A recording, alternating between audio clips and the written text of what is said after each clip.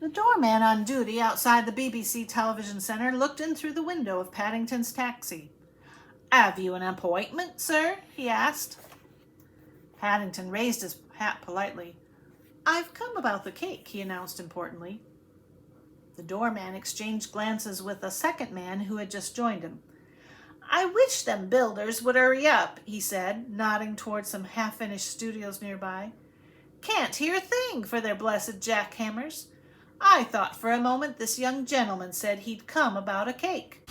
"I want a prize," shouted Paddington, trying to make himself heard above the din. "I counted all the raisins." The doorman rubbed his chin thoughtfully. The inside of the taxi appeared to be littered with an incredible amount of bits and pieces. Next to the driver there was an enormous box, labeled Blue Peter, handle with care, this side up.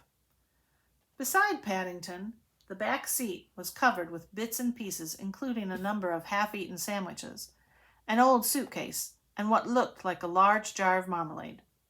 Suddenly his face cleared. "Raisins," he said.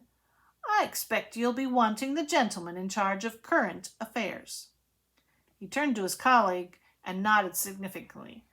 "They wants a bit of understanding, some of these foreigners," he said. "Probably one of them explorers just got back from overseas. Been collecting wild animals for the Blue Peter program, most likely. We'd best get this stuff sent along to the studio before anything happens to it."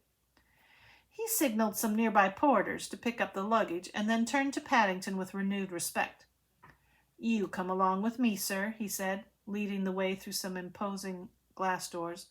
"I'll take you up to see his nibs straight away." "Take me up to see his nibs?" exclaimed Paddington, looking most surprised as he followed the man into a lift. Although he'd promised to tell the Browns all about his visit to the television center, he certainly hadn't bargained on being asked to write it all down. But before he had time to even consider the matter, he found himself being whisked along a corridor near the top of the building and into a carpeted room which looked out high over the London rooftops. As the doorman bowed himself out, a tall, distinguished-looking man rose from behind a desk and advanced across the room. "Good afternoon," he said. "I'm H-E-C-A-D." "Oh dear," said Paddington. He wiped his paw carefully on the back of his duffel coat before holding it out. "I'm sorry to hear that. I hope you'll be better soon." "It's not an illness," said the man stiffly. "It's a job." He gazed rather distastefully at an old marmalade chunk, which seemed to have found its way onto his hand. "I'm head of expeditions, current affairs division." "I'm afraid I didn't quite catch your name," he continued, as he rifled through some papers on his desk. "It's Brown," said Paddington. "Paddington Brown." "Brown. Brown." The man repeated it several times. How are things at Uno?" he asked. "Where?" asked Paddington in surprise. "Uno," repeated the head of expeditions. "I'm afraid I don't know," said Paddington hotly. "Nobody's told me." The head of expeditions ran a hand round his collar.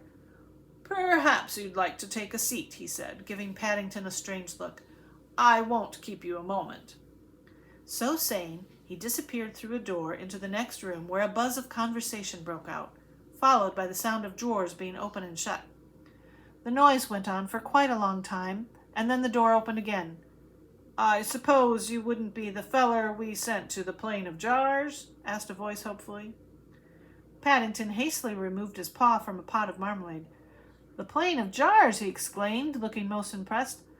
"I've never heard of there being a Plain of Jars before. Mrs. Bird always makes me put mine in the dustbin."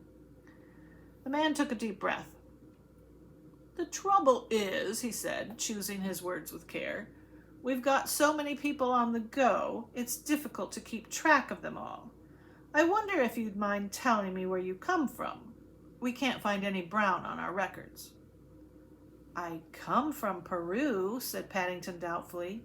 "Darkest Peru, but—" "Thank you," said the head of expeditions gratefully as he disappeared again. "Thank you very much."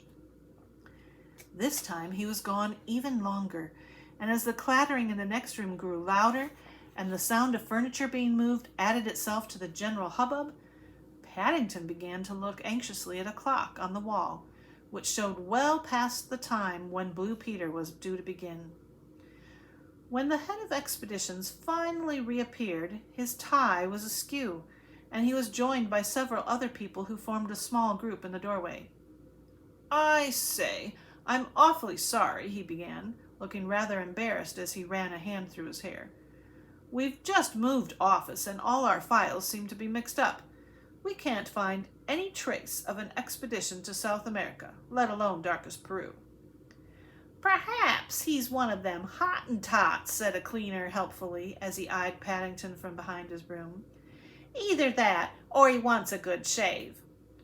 "A Hottentot!" exclaimed Paddington, looking most offended. "I'm not a Hottentot. I'm a bear. I've come all the way from number 32 Windsor Gardens," he continued as the others stared at him in the silence which followed. "And I've brought my cake for the Blue Peter competition.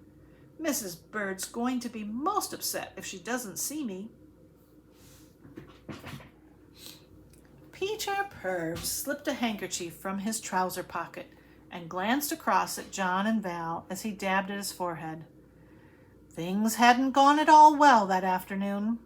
First, there had been the mysterious non-arrival of one of the competitors in the Christmas cake competition.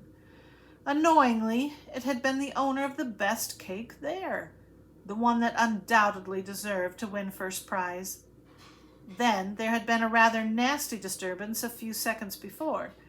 It had all taken place somewhere behind the lights, so that it had been difficult to make out exactly what was going on.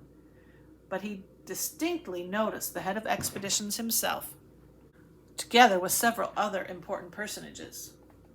Now, to cap it all, with only a few minutes to go before the end of the program, and just as he was about to cut the winning cake with a ceremonial knife, this strange figure in an old hat and duffel coat was hurrying up the studio telling him to mind his blade. It was almost disturbing. Taking a deep breath, he clasped Paddington's outstretched paw. "It must be tough icing if you don't want me to cut it," he said, as Paddington introduced himself. "Anyway, congratulations on winning first prize. It's a splendid cake and beautifully made." "You must have gone to a lot of trouble," agreed John. "Oh, I didn't go to it," said Paddington truthfully. "It came to me." "I like the Blue Peter badge on top," said Val as she joined the group at the table. "By the way, what are you going to choose for a prize?"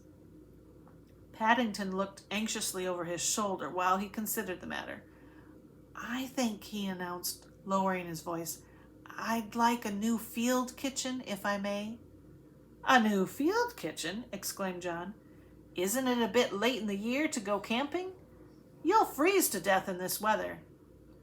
"Oh, I'm not going camping, Mr. Noakes," said Paddington, glancing even more anxiously over his shoulder. "It's for Mr. Brown. He's lost his." "What's that?" Mr. Brown, at home, watching his television screen, jumped up from his seat. "Who says I've lost it?" "Paddington does, Henry dear," said Mrs. Brown. "Do sit down and listen. He's telling them all about it." "It isn't really lost," explained Paddington, reaching forward in order to tug at a large knob of icing on the cake. "It's in here." To everyone's astonishment, the front of the cake swung open in one piece, almost as if it were on hinges. "Good gracious!" exclaimed Valerie as the closing music started to play. "That's the first time I've ever seen a door in the side of a cake, let alone one made out of icing." "When I couldn't get the cake out," said Paddington, "I left it inside, and I iced the oven instead." "What a splendid idea!" said Peter enthusiastically. "No wonder you thought I might damage my blade if I tried to cut it." "Even Petra couldn't get her teeth into that," added John, amid general agreement. As the music grew louder and the end captions began to roll across the screen, everyone in the studio gathered round Paddington's cake and began talking at once. Bears, said Mr. Brown expressively, as the rest of the family sat back in their chairs and looked at each other. Paddington, echoed the others. Mrs. Bird folded her arms. I've said it before, she exclaimed as the picture faded from the screen, and now I'll say it again. That bear takes the cake.